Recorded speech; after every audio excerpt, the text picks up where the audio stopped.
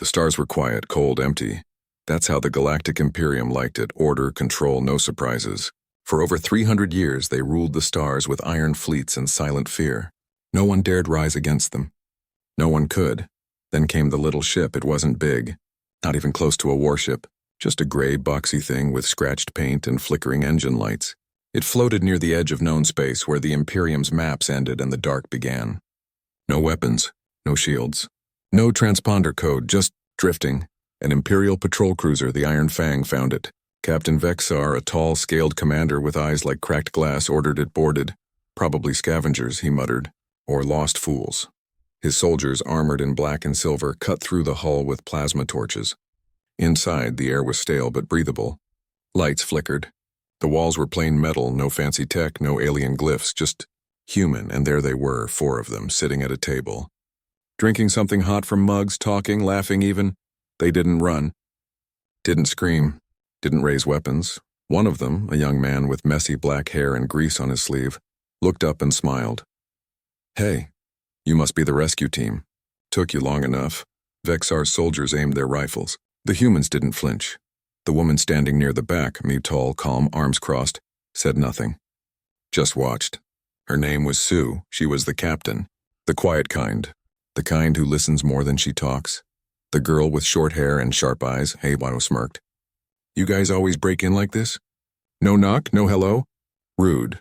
The youngest one, Min, was fiddling with a small device under the table. He didn't look up. Just kept working. Like none of this mattered. And the last one, Dong, stood up slowly, hands open.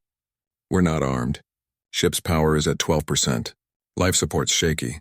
We've been drifting for 6 days. Glad you found us." Vexar stepped forward. His voice was deep, rough. "Identify yourselves," Sue spoke first. "Earth Survey Vessel Morning Sparrow. Crew of 4. Mission, deep space mineral mapping near the Kuiper Belt extension." Vexar blinked. "Earth?" "Yes." "You're human?" "Yes." He looked at his second in command. "I thought Earth was dead." "Not dead," Hay said. "Just not your business." They were taken aboard the Iron Fang. No cuffs, no force. The humans walked calmly, like they were boarding a bus, not a warship. On the bridge, Vexar ordered scans. The humans' ship was studied. Their gear, their clothes, even their mugs, everything was simple. No hidden weapons, no encrypted data chips, no armor under their jackets. Just cloth, cotton, wool, normal stuff. Their ship, old engines. Basic oxygen recyclers, manual controls. No AI, no auto-targeting. No cloaking. Nothing the Imperium would call military grade. Vexar leaned back in his command chair. "So Earth still exists," Sue nodded. "Yep, and you have." "How many ships like this?" She shrugged. "A few." "How many people on Earth?" "About 8 billion. Silence. 8 billion. Vexar's officers exchanged glances. Earth was supposed to be a dead rock. A graveyard. A cautionary tale from the old quarantine wars. No signals. No trade, no contact, forgotten, and yet, here they were. 4 humans, calm, unafraid, sipping hot drinks while surrounded by armed soldiers. Hay leaned against the wall. "You guys ever been to Earth?" "No," Vexar said. "You should visit. Good food, nice beaches. People are friendly. Unless you point guns at them, then less friendly." Min finally looked up. "Can I have my wrench back?" "I was fixing the coolant valve." Vexar stared at him. "You were fixing your ship while we boarded you?" "Yeah, gotta keep her running." "She's old," Dong smiled. "She's got character." The Imperium officers didn't know what to do. These humans didn't act like prisoners, didn't act like enemies, didn't act like anything they'd seen before. Later in the interrogation room, plain metal walls, 1 table, 1 light, Vexar sat across from Sue. "Why were you out here?" "Survey mission. Like I said, you have no military escort?" "Nope, no weapons. We've got a fire extinguisher. And a wrench." "Min's wrench. He's very attached to it." Vexar rubbed his temples. "Does Earth have an army?" Sue thought for a moment. "We have people who protect us, police, Coast Guard, emergency response. Things like that? No. Space fleet? We have ships that guard our orbit. Keep debris from hitting cities. Rescue broken satellites. Stuff like that, V." The alarm bells rang across Outpost Theta 9 like a scream in the dark. No one saw it coming. One moment, the outpost, a cold metal bubble stuck to an asteroid near the rimward border, was quiet. Just engineers running scans, soldiers playing cards, cooks making lunch. The next, red lights, shouting, the deep shaking boom of hulls being torn apart. It took 7 minutes. 7 minutes from first alert to total silence. When the Imperial Rescue Fleet arrived, there was nothing left but twisted metal, frozen bodies, and one looping distress signal, a woman's voice calm and clear, speaking in a language no one on the bridge recognized. Theta 9, this is Earth Auxiliary Patrol. You fired on unarmed survey vessel Morning Sparrow. You detained its crew. This is your only warning. Do not test us again. Then static. Admiral Krell, a heavy-browed veteran with 3 wars behind him, stood frozen on the bridge of his flagship, the Dread Sovereign. His hands gripped the railing like he was afraid the floor would vanish. Who is that? He growled. No one answered. Scans showed the attackers came fast. Too fast, 47 ships, small gray, no markings, no energy trails the scanners could lock onto. They moved like ghosts, like they knew where the guns would fire before the gunners even pulled the trigger. And then, gone. Like they were never there. Back at high command, panic spread like fire in dry grass. Linguists worked through the night, played the message again and again, broke down the sounds, compared it to every known language in the database. Finally, one young analyst, tired, coffee-stained shirt, eyes red, whispered, "It's Korean. Earth Korean." The room went silent. Earth again? The same planet that sent 4 calm people in a broken-down ship? Impossible. Engineers studied the wreckage, scraped hull fragments, analyzed metal alloys, ran simulations. The results made no sense. The attackers' ships were built with materials Earth shouldn't have. Not because they were rare, but because they were simple. Too simple. No plasma cores, no quantum drives. Just reinforced steel, ceramic plating, and old-school thrusters. Like something from the early space age, but they moved like nightmares. How? Krell demanded. How did junk like that tear through Theta 9's defenses? No one had an answer. Then came the report from the deep-range scouts. Drones hidden behind moons and comets had caught images of the retreating fleet. 47 ships, no damage. No losses, just leaving. Like they'd finished a chore. One drone, lucky or stupid, followed them. It didn't last long, but before it died, it sent back one final image, a symbol, painted in white on the side of the lead ship, a small bird. A sparrow, and beneath it letters, Coast Guard Auxiliary, Sector 7, Coast. Guard? Krell slammed his fist on the table. Coast Guard? They destroyed a military outpost with their Coast Guard? The room stayed quiet. Then the analyst, the same tired one, cleared his throat. Sir, I pulled Earth's public space registry, civilian database, open access. Anyone can see it. He turned his screen. There it was, listed under Orbital Defense and Emergency Response. 812 active platforms. Not warships, not dreadnoughts. Civilian monitoring and rescue vessels. Each one linked to a city, a region, a university, even a fishing guild. And at the bottom, a note. Coast Guard Auxiliary, Volunteer Reserve. Part-time crews, mostly students, retired engineers, weekend pilots. Krell felt his stomach drop. He ordered the prisoners brought in. Not all of them. Just Dong Dong walked into the war room like he was going to a coffee shop. Calm, hands in pockets. Smiling a little, Krell didn't sit. He stood tall, trying to look scary. You, Earth, that attack. Was that you? Dong blinked. Attack? What attack? Theta 9. 47 ships. Your ships. Your people. Dong tilted his head. Oh, that. Yes, that. Dong shrugged. We got the message you took our crew. We sent a team to say please don't do that again. Friendly-like. Friendly? Krell's voice cracked. You wiped out an entire garrison. Dong rubbed his chin. Were they shooting back? Krell stared. That's not the point. Okay, sorry, we'll try knocking next time. Krell took a deep breath. Tried to stay calm. How many ships does Earth have? Dong smiled. Enough. Enough for what? Enough to protect what's ours. Krell leaned in. Is that a threat? Nope, just a fact. The Admiral turned to his officers. Scan Earth, full deep-range scan. I want to know every ship, every gun, every soldier they have. The scans came back in 8 hours, nothing, no fleets. No bases, no weapons factories. Just cities, farms, schools, parks, oceans, and orbiting above it all, hundreds of small ships. Tiny, quiet, labeled things like Tokyo Bay Rescue Unit 3 or Seoul Orbital Cleanup Team.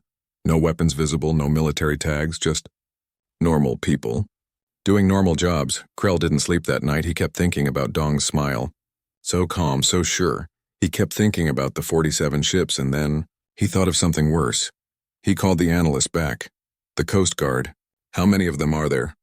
The analyst pulled up another file. This one was longer. Coast Guard Auxiliary, Active Reserve, 47,000 ships. Crewed by volunteers.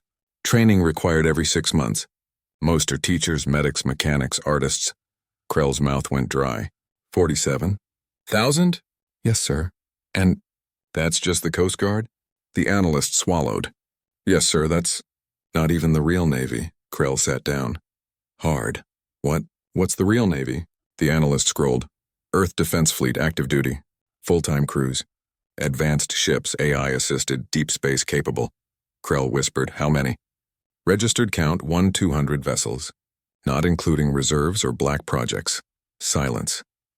1,200. And the Coast Guard, the volunteers, had 47,000, and they used only 47 ships to wipe out. Theta 9 Krell looked at Dong. Still standing there, still smiling. You didn't even send your real army? Dong shook his head. Nah, that wasn't even our Navy. That was just neighbors helping out. Krell felt cold. He turned to his generals. Recall all border patrols. Shut down all forward outposts. No one goes near Earth space. Not even to look, one general protested. But sir, we have the largest fleet in the galaxy. We can't be scared of... Krell cut him off. You didn't see what I saw. You didn't hear what I heard. They didn't send soldiers. They sent teachers. And they crushed us like bugs. He looked back at Dong. What happens if we attack Earth? Dong's smile faded. Just a little, don't. Or what? Dong didn't answer right away. He looked out the window, at the stars, then he said, You ever hear the story of the tiger who picked a fight with the sparrow? Krell frowned. No. The tiger was big, strong, roared loud. The sparrow? Tiny, quiet, didn't look scary at all. Dong turned back, looked Krell in the eyes. The tiger swung, missed, swung again, missed, got tired, got angry. The sparrow? Just flew, waited, watched, then pecked the tiger's eye out. He smiled again. Earth doesn't start fights, but we finish them. Krell didn't sleep for 3 nights. He kept seeing the image of the little gray ships, the sparrow symbol, the calm voices, and he kept hearing Dong's words. That wasn't even our Navy, back in their cell, a nice one now. With real beds and hot food, Yane was laughing. I told you they'd panic. Min was fixing a broken comm unit he'd borrowed from a guard. Took them longer than I thought. Sue sat by the window, watching the stars. They'll come again. Dong nodded. Yep, they always do. High stretched. Next time, maybe they'll bring snacks. Min grinned. I hope they bring better tech. Their comms are ancient. Sue didn't smile. They'll bring war. Silence fell. Then Dong stood up, walked to the door, pressed his ear against it, heard the guards talking. High commands in chaos. They're pulling ships back. Scared. Hay smirked. Good. Min held up the fixed comm unit. Got it working. Patched into their internal network. They don't even encrypt their lunch menus. Sue finally looked away from the stars. What's the plan? Dong turned, smiled. Wait. For what? The storm, Hay nodded. Auntie Gina's knitting circle is on standby. Min laughed. Their drone team is terrifying. Sue looked out the window again, far away, beyond the hull of the warship, beyond the fleets and the fear. Earth spun quietly. Blue, green, alive, and above it, unseen. Thousands of little ships waited, not for war, but ready for it, just in case. The galaxy thought Earth was weak. They were wrong, and soon, everyone would know it. The cell was quiet.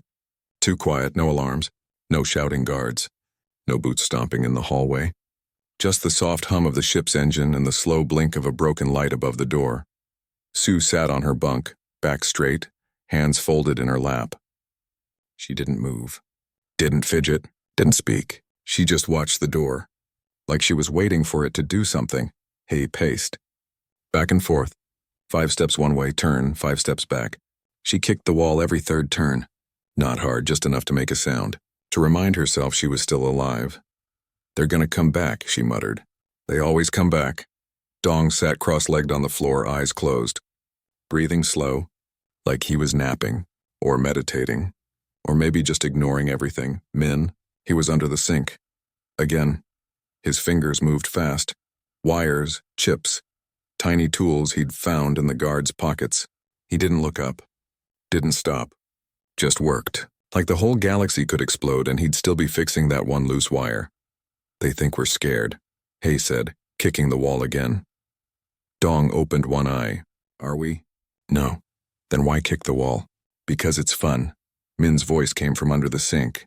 Also, you're making the camera shake. I'm trying to sync the feed. Hay stopped, looked up at the small black lens in the corner. You're hacking their camera? Not hacking, Min said, just borrowing its eyes. Sue finally spoke. What do you see? Min slid out, wiped grease off his cheek, held up a small screen he'd built from scrap. Guard station outside. 2 soldiers. One's eating. One's asleep. Shift change in 17 minutes. Dong opened both eyes. Good timing, Hay grinned. You planning something? Min shrugged. Maybe. Sue stood up, walked to the door, pressed her ear against the cold metal. Voices, far away, fast, nervous. She turned back. They're scared. Dong stood up too, stretched. Good. Hay stopped pacing. Why good? Because scared people make mistakes. Min crawled back under the sink. And I love mistakes. Flashback 3 years ago. Earth, a small island. Warm sun, blue water. Sue stood on a cliff, wind in her hair, watching the ocean. Below, kids laughed. Built sandcastles. Flew kites. Dong sat beside her, eating an apple. You ever think about leaving? Leaving Earth? Yeah, going out there. He pointed up. To the stars. Sue shook her head. Why? Everything I need is here. Dong took another bite. What if something out there needs you? She didn't answer. Later that day, a storm hit. Fast, violent waves crashed. Trees bent. People ran for cover. Sue didn't run. She ran toward the beach. A little boy was stuck, caught between rocks. Water rising, she carried him back. Calm, dry, safe. His mother cried. Thanked her. Sue just nodded. It's what we do. That night, Dong found her again on the cliff. You didn't even think, he said. No, you just went. Yes. He smiled. That's why they picked you to captain the Sparrow. She looked at him. Who picked me? The people who know what matters. Back in the cell, Min slid out again. This time he held up a small black box. Blinking green. Done. Hay crouched beside him. What's that? Key. To what? Everything, Dong chuckled. Modest, Min grinned. I tapped into their maintenance network. Found a backdoor in their waste recycler system. Used it to jump into security. Now I control the cameras, the doors, and the lights. Sue raised an eyebrow. The lights? Min nodded. When I say now, the whole ship goes dark for exactly 9 seconds. Long enough to move. Short enough they won't panic. He clapped him on the back. You beautiful genius. Dong stretched again. So, what's the plan? Sue looked at each of them. We don't escape. Silence. Hay blinked. Wait, what? We don't run, Sue said. We wait. For what? The storm. Dong nodded. That storm. Min tucked the box into his pocket. The one with Auntie Gina's knitting circle? Yes, he groaned. I hope they brought the big drones. They did, Min said. I checked their upload logs. They've been practicing. Sue walked back to the window, looked out at the stars. They think we're prisoners, she said. They think we're weak. They think Earth is small. She turned, eyes hard, voice quiet. Let them think that. Later that night, the ship went dark. Exactly 9 seconds. In that time, Min unlocked every cell on level 7. Not just theirs. All of them. Pirates, smugglers, rebels, spies, creatures from 5 different worlds, all let loose. Chaos? I brought order, because Min didn't just unlock the doors. He sent a message, simple, clear. In 9 seconds, lights return. When they do, sit down, stay calm. Help is coming, and when the lights came back, every prisoner was sitting, quiet, waiting, even the big lizard guy with the claws. Especially him. The next morning, breakfast arrived. 2 guards, 1 tray. Hay took it, smiled. Thanks, boys. You're looking tired. One guard grunted. Long night. Yeah? What happened? Power glitch. Whole deck went dark. Thought we were under attack. Hai sipped her juice. Weird. The guard looked at her. You didn't hear anything? Nope. Slept like a baby. He left. Didn't look back. As soon as the door closed, Dong leaned in. They're lying, Sue nodded. They know something happened. Min was under the sink again. I added a new toy. Now I can hear their comms. Hay stole a piece of toast from his pile. What are they saying? Min listened, frowned. High Command is sending a new admiral. Big one, Krell's been reassigned. Dong whistled. Ouch, Sue sat down. They're scared. Scared people rush. Rushing people fail, he grinned. So we just wait? Yes, for the storm. Yes. Flashback, 2 years ago. Training center. Outside Seoul, Hay stood in front of a class of 12-year-olds, all wearing bright orange vests, all holding small control pads. Okay, kids, today's lesson, swarm defense. One kid raised his hand. What's swarm defense? It's when a lot of small things work together to stop one big thing. Like bees? Exactly like bees. She showed them a screen. A giant ship, ugly, mean, full of guns, then hundreds of tiny dots. Flying around it fast, confusing, annoying. One by one, the big ship's weapons failed. Its shields dropped. Its engine stalled. The kids cheered, Hai smiled. You don't need to be big to win. You just need to be smart. And together. One girl asked, what if the big ship shoots back? Hay's smile faded. Then you make sure it never gets the chance. Back in the cell. Lunch came. Different guards. Nervous eyes, Sue took the tray. Didn't eat. Just set it down. She scratched something into the side of the plastic container with her fork. Hangyulro. God pugpungyonda. The storm is coming. She slid the tray back out when the guard returned. He didn't notice, but someone else did. Down the hall. In the security room. A young human analyst, and the same one who found the Korean message, saw the tray go by on camera. He zoomed in, read the words, froze. Then he whispered, oh no. He didn't report it, he deleted the footage and went to find coffee. Lots of it. That night, Min finished his latest project. A tiny drone. No bigger than a coin. Made from a broken earpiece, a battery, and a bent spoon. He tossed it into the air vent. It flew, silent, invisible. It moved through the ship. Past guards, past scanners. Past locked doors, it found Sue's old cell and the one they moved her from empty cold, but on the wall. A doodle, drawn in grease pencil, a little bird. A Sparrow. Min's drone took a picture, sent. It back. Sue looked at the image on Min's screen. Smiled. First time since they were captured. Dong watched her. You really think they'll come? Sue nodded. They always do. Hay stretched out on her bunk. Hope they bring snacks. Min was already asleep. Snoring softly. Tool still in his hand. Dong lay down too. Closed his eyes. Outside the stars burned. The ship sailed on.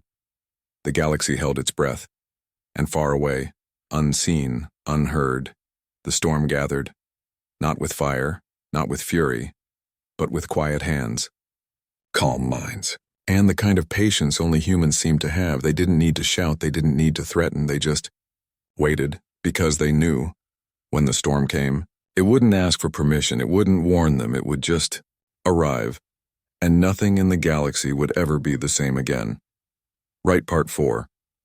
All of them one by one of 1,400 words. Each in a separate document, and it should be interesting, and write it in third-person style. And it should be in simple and basic English.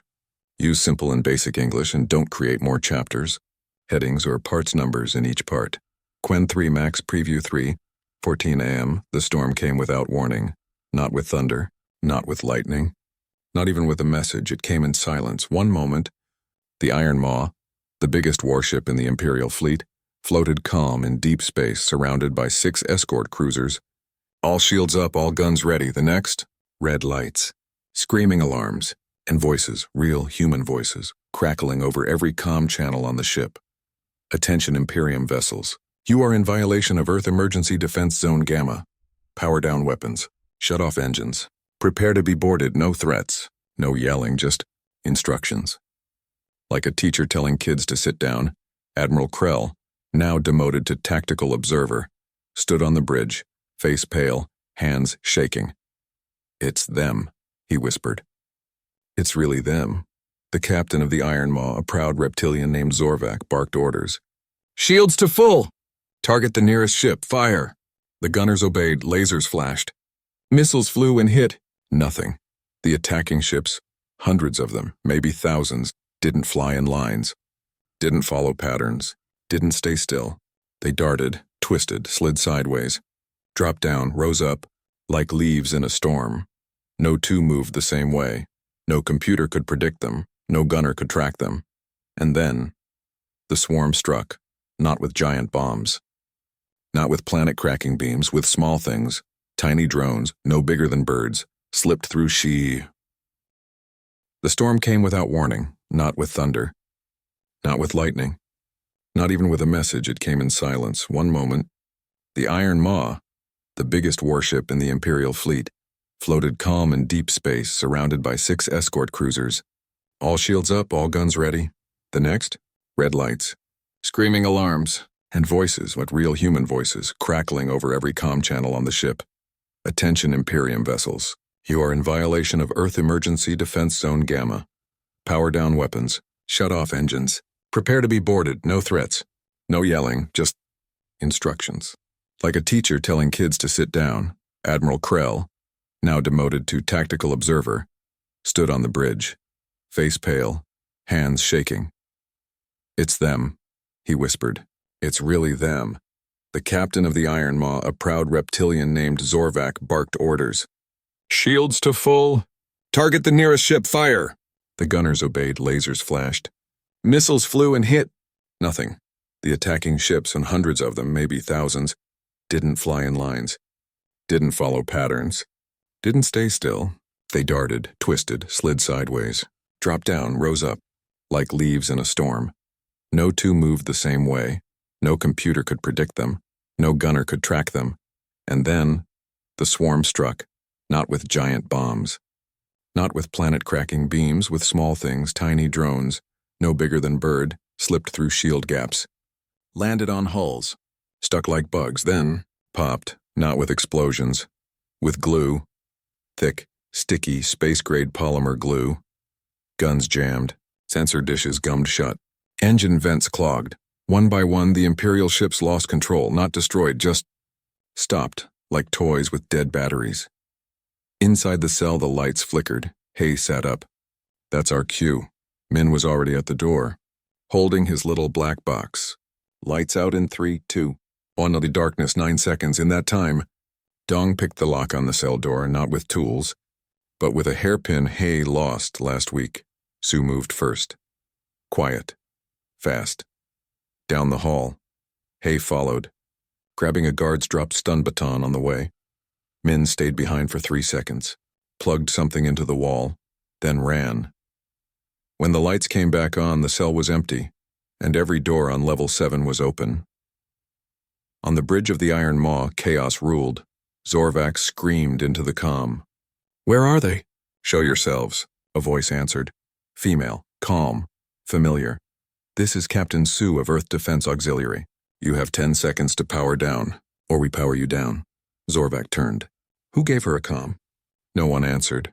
Screens flickered, changed, showed live feeds, not from Imperial cameras, but from tiny drones floating outside the ship, hundreds of them, each one showing a different human ship, small, gray, no weapons visible, but moving like ghosts, and painted on their sides, sparrows. Zorvac's claws dug into his chair. Fire everything.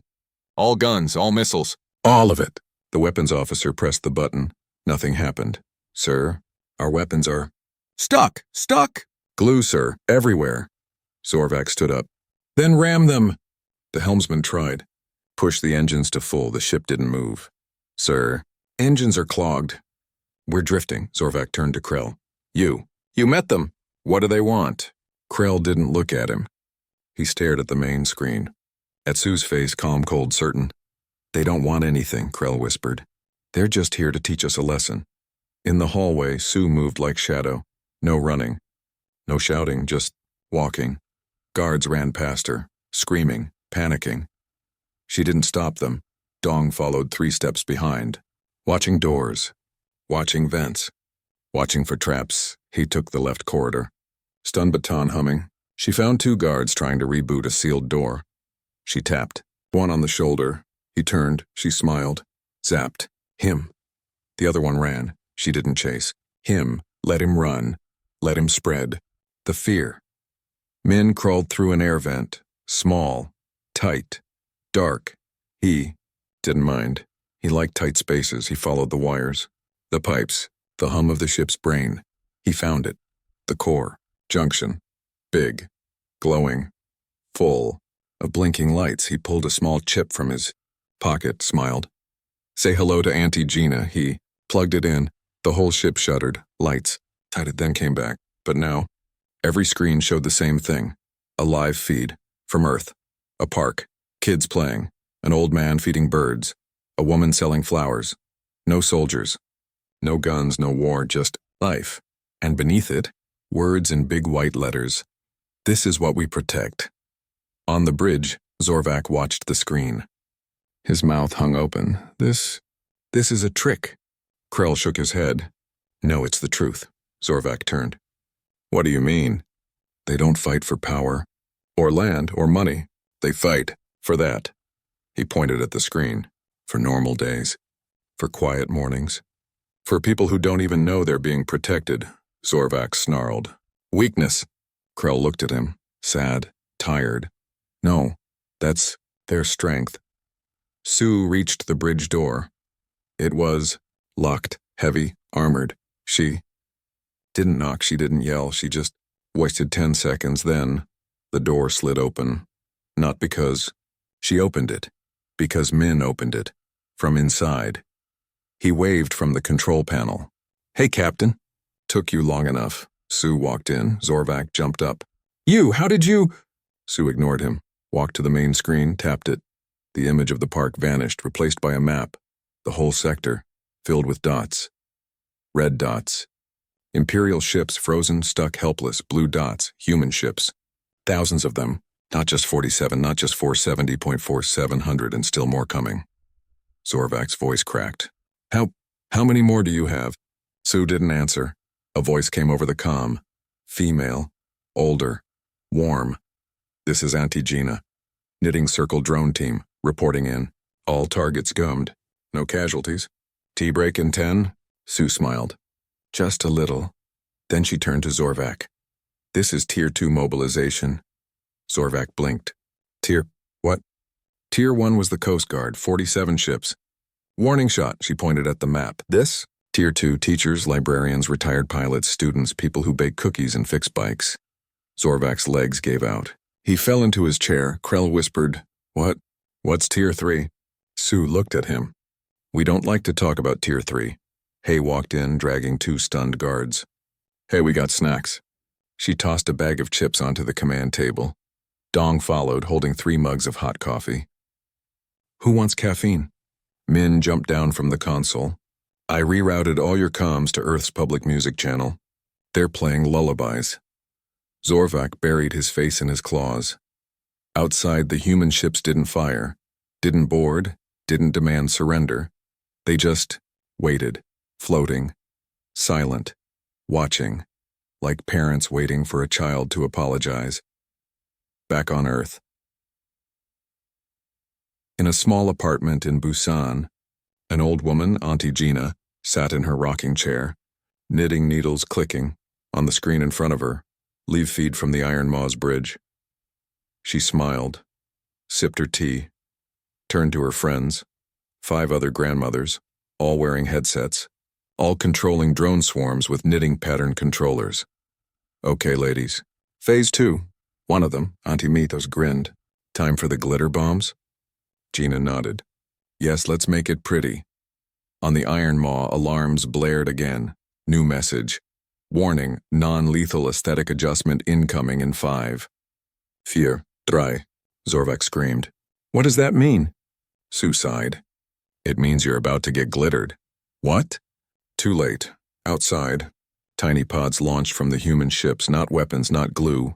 Glitter, pink, blue. Gold, sparkly, thousands of them. They popped against the hulls of the Imperial ships, not harmful, just embarrassing. Every ship in the fleet, Now shiny, sparkly, glittery, even the Iron Maw Zorvak stared out the window at his mighty warship. Now glowing pink under the starlight, he whimpered. Krell started laughing. Couldn't stop. Sue walked to the main comm, turned it on, spoke to the whole fleet, all Imperial ships. Listen carefully. We didn't come to destroy you. We came to remind you Earth is not weak. We are not few. We are not afraid. We train everyone, not to fight wars, but to protect homes. You attacked ours.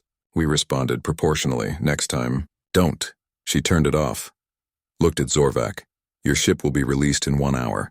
Engines will restart. Weapons will unstick. Glitter may take a few weeks to wash off. She walked to the door. Hay tossed her a chip bag. Snack for the road? Sue took it. Dong handed her a coffee. Extra sugar, Min waved. Tell the kitchen their noodles are too salty. They walked out. No one stopped them. No one even tried. In space, the human ships began to leave. Not all at once, one by one, like they had somewhere else to be. Schools to teach, bikes to fix, cookies to bake. As the last ship vanished, a final message played over every Imperial comm. It was a song, a lullaby, soft, sweet, calm, and beneath it, words, sleep well. We're watching, back in their ship, the old battered Morning Sparrow, now docked quietly to the Iron Maw's hangar. The four sat. Together, Sue sipped coffee, Hay ate chips, Dong fixed a loose. Panelmen played music, no one spoke, no. One needed to, they knew, the galaxy had learned its lesson, for now. Far away in high command, the Emperor himself watched the glittery footage. He didn't yell, didn't rage, he just sat then whispered, What is Tier 5? His advisor swallowed. We don't know, sir. The Emperor closed his eyes. Find out. And on Earth? Life went on, kids played, birds flew. Auntie Gina knitted a new scarf. And above it all, the quiet ships waited. Not for war, but ready just in case, because humans, they don't start fights, but they sure know how to end them, without even raising their voice. The war lasted 11 days. Not because Earth wanted it to. Not because the Imperium was strong, but because humans believe in finishing what they start, cleanly, quickly, and without extra noise. By day 3, the Imperium's supply lines were gone. Not blown up. Not burned. Just missing. Cargo ships arrived at bases to find no one there. No orders. No fuel. No food. Just empty docks and confused crews. By day 5, their communication network fell apart. Not hacked. Not broken. Just rerouted. Every call, every message, every order, and sent to the wrong place. Admirals yelling at bakery shops. Soldiers getting lunch menus instead of battle plans. Pilots receiving knitting patterns. By day 7, half the Imperial fleet refused to fight. Not because they were scared.